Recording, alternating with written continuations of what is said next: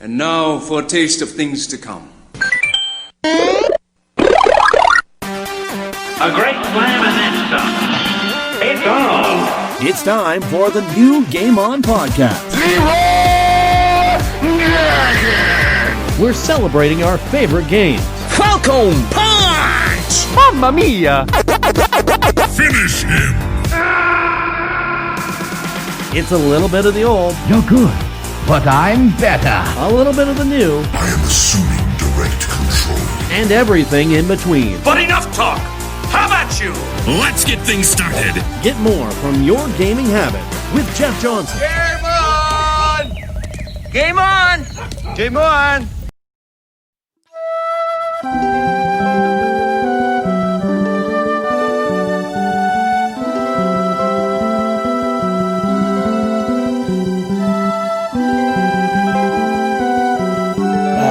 Isn't that music relaxing? It's the soothing music going on right now. The very soothing music right now. It's songs from A Quiet Place here. No, this isn't that show. This is the new GameOn Podcast. I am Jeff Johnson, and let's get that music off. Turn it off. There we go. Okay.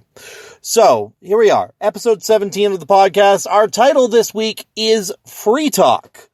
And so, what we've got for you this week is a little bit of a change of pace.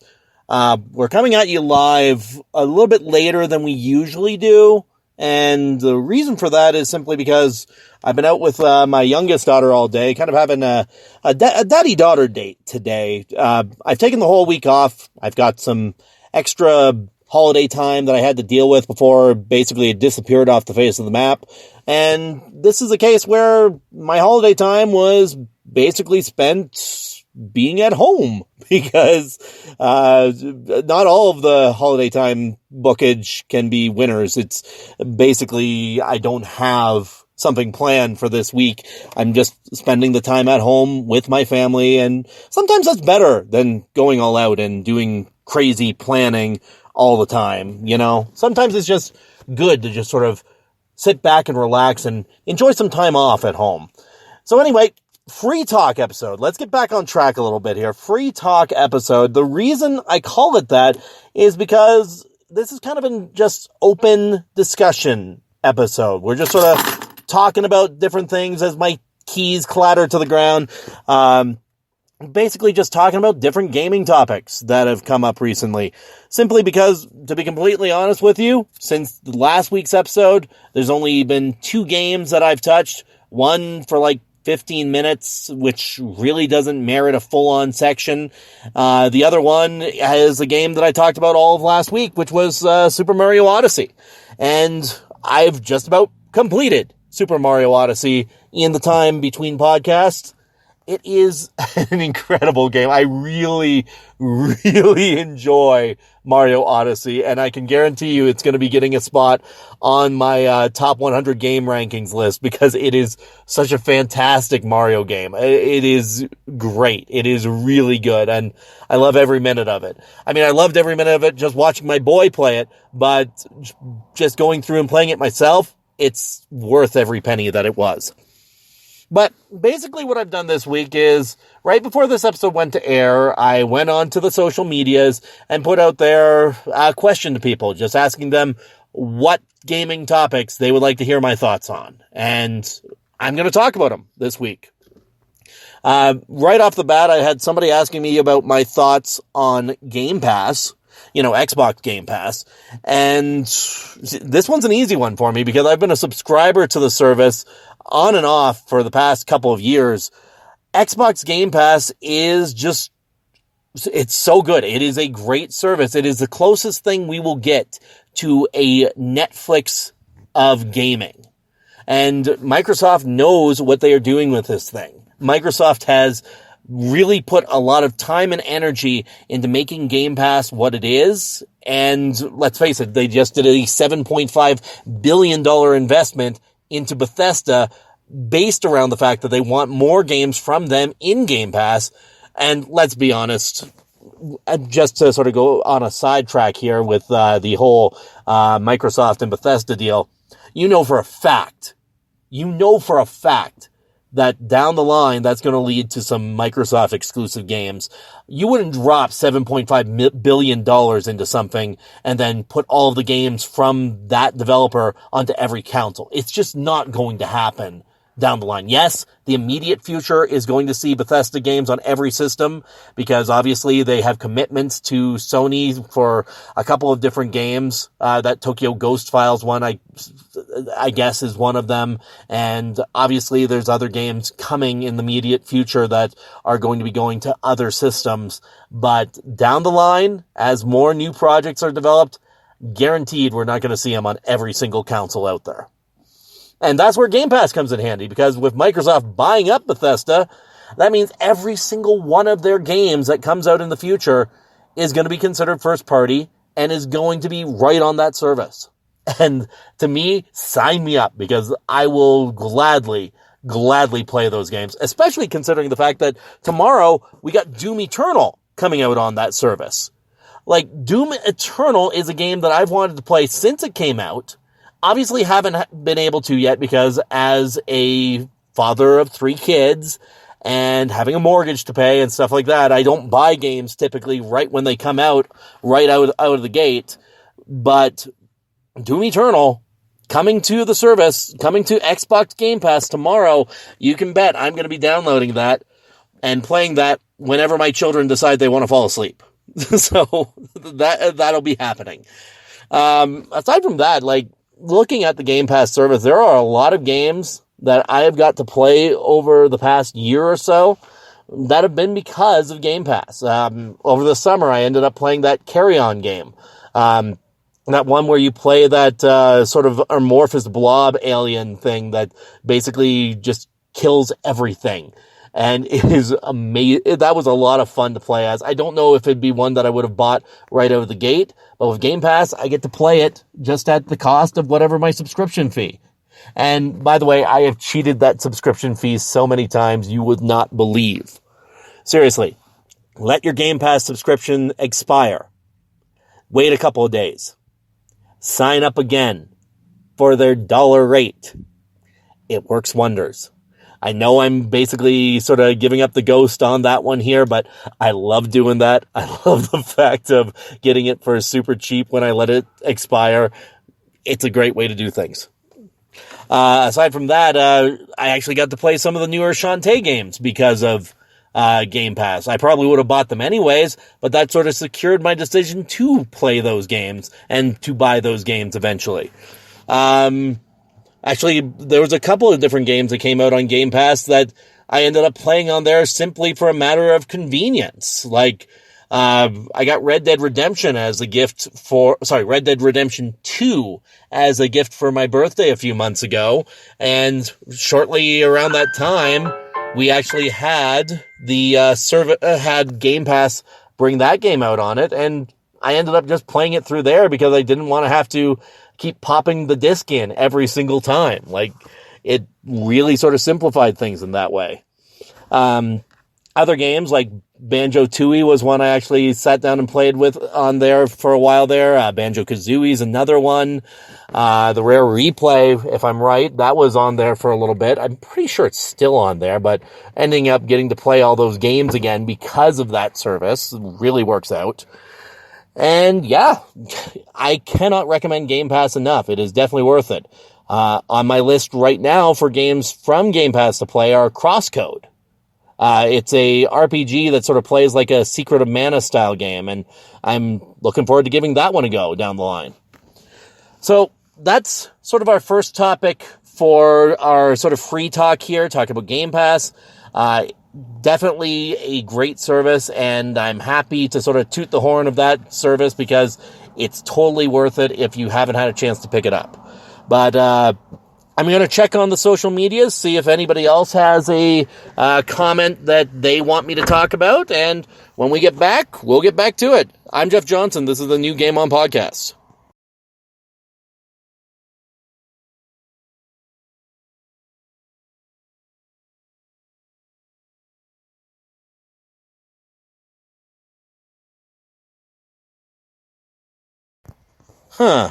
Seems like my buttons don't want to fire for the different sounders right now. In any case, why don't I just move on to some of the other topics? I see somebody's brought to my attention that the Smash character announcement is happening tomorrow. Another thing happening tomorrow. Doom Eternal being available on Game Pass happens tomorrow. And now we've got a Smash character announcement that's also happening tomorrow. And actually, kind of funny that I bring up Doom Eternal talking about that. So here's my trains of thought on what we're going to get with the Smash character announcement. I have a feeling that it's either going to be Ryu Hayabusa from Ninja Gaiden, because, I mean, you want to talk about a character who's been sort of synonymous with different Nintendo systems and has been in gaming for years and years. Ryu is somebody who would be a natural fit into what Smash Brothers is doing and a lot of the different characters they've been bringing in over the years. The other thought I have would be Doom Guy. And my train of thought there is, simply put, Doom is another game franchise that has been around for decades now. It's had a place on Nintendo systems with the Super Nintendo Doom and also with Doom 64 being a big one too. Plus, I mean, the newer Dooms also being a part of the Switch's library. Doom Guy would be a great fit for Smash Brothers. Plus, I mean, he would give a different style of fighting that isn't seen in the other games. I'm sure they'd find a way to tone down some of his weapons, but I mean, there are other characters with guns, there are other characters with blasters. It'd work out just fine. Speaking of announcements, I don't know if you saw that Pokemon did their recent announcement about the next part of their expansion pass, the DLC for the Pokemon Shield and Sword games. They recently announced the more details about the Crown Tundra, and it sort of went into detail more about how the legendaries are going to be a part of it. Basically, all legendaries from past Nintendo games, from past Pokemon games are going to be there. And it also sort of gave us a glimpse of what Galarian Slowking looks like, and sort of showed us some of the Pokemon that are going to be there that haven't been a part of Sword and Shield just yet. And yeah, the Crown Tundra looks pretty good.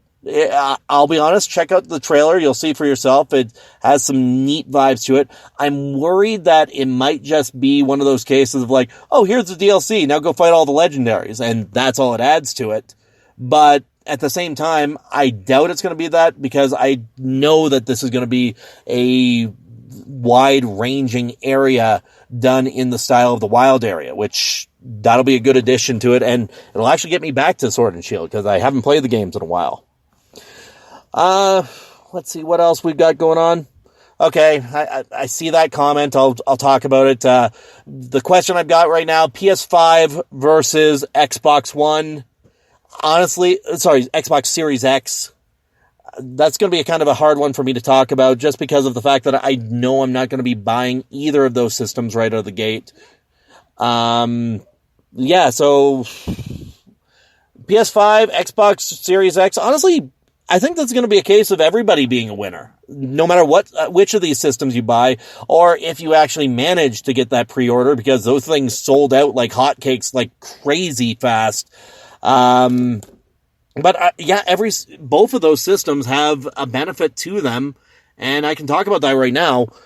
With the PS5, obviously you've got an incredible lineup of games that are coming for that, including Final Fantasy 16, Spider-Man Miles Morales, any number of games that they've shown at their through their press conferences as of late. But there is a lot of good that's coming to that system. In the case of the Xbox Series X, the thing I like about it is, one, I'll be able to actually play a lot of the games that are coming out for it right out of the gate, because Xbox is doing this whole let's make all the games available on all systems thing, and if you want the best version, go with the Series X. Plus, they're also doing the whole Game Pass thing, which I already said was a fantastic thing right off the get-go. But basically, you've got that Game Pass service with you right as soon as you start up that Xbox Series X. And in that regard, you're starting up the system, you're going to get all of these older games for a great, just sort of an improvement in quality that you get through the Series X. And at the same time, you also get the change of load times, which both systems have.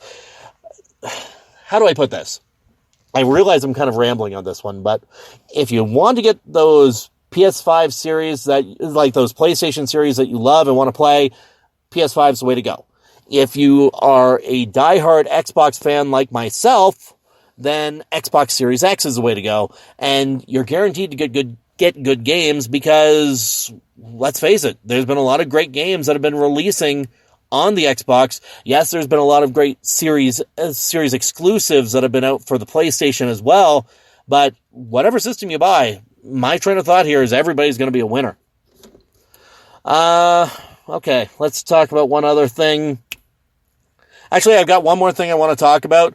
If I missed your comment this week, I'll check the socials and see what is there. But I mean, this is the first time I've done that. I'm not expecting too many comments, but I'll check on social media and see if there's many comments that I don't get to this episode.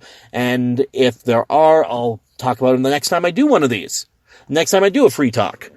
But one last thing I want to talk about is the Final Fantasy VII Remake. And the reason I want to talk about it, I visited a buddy of mine in another town over the weekend. And while he was out and about doing his thing, recovering from drinking way too much, as expected when we get together. I mean, I was fine and basically on my own for a little bit. So I decided to turn on his PlayStation 4 because I don't have a PlayStation 4. I have my Xbox One, and I turned on his a copy of Final Fantasy VII Remake. And I got my chance to give it a go for a little bit. And unfortunately, I only got to give it a go for like 20, 30 minutes. But 20, 30 minutes was all I needed. Because I can guarantee you, the second Final Fantasy VII Remake is available for Xbox One, I will be buying that game. You see, I mean, I've seen a lot of the footage, I've seen the trailers, I've seen people's little snapshot videos that they posted of Final Fantasy VII Remake, and, it looks great, it looks awesome, it looks like it's going to be a really good time once I actually get into it. But the thing about it is, when I'm actually playing this thing, it feels so good. Like, just to be able to put the game on and give it a go, and actually wander around its cloud, and the battle system, everything about it. Yes, there's been many people who have talked about how good this game is, and now that I've actually had a chance to sort of get in the driver's seat of it, even just for 20, 30 minutes, it's worth it.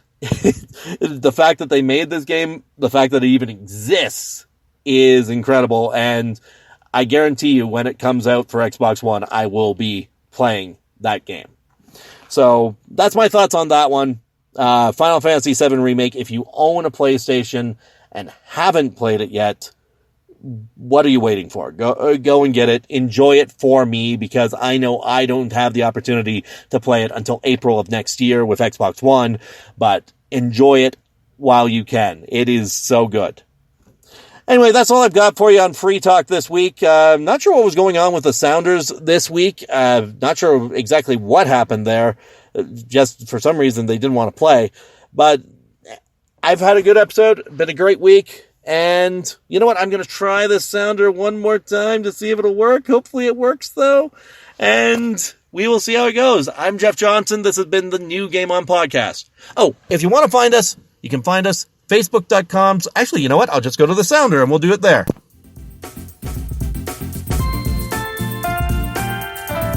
And you've been listening to the new GameOn Podcast with Jeff Johnson. You can find us on Facebook.com/GameOnGNT, as well as Twitter and other social medias. But don't forget YouTube.com/GameOnGNT and Spreaker and Anchor for all your podcast needs. And the sounder is working again. Thank you.